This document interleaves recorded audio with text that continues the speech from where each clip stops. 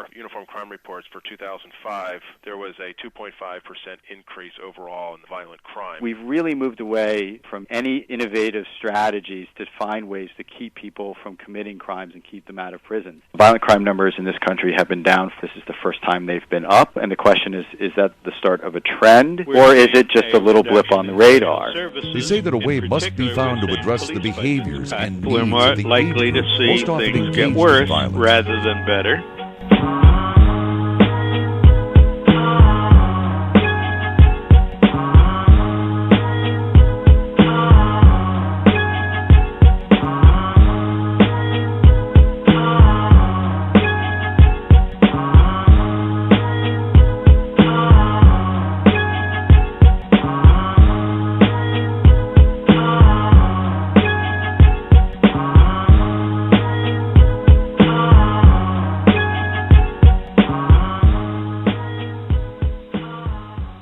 Violent crime numbers in this country have been down. This is the first time they've been up, and the question is that the start of a trend, or is it just a little blip on the radar?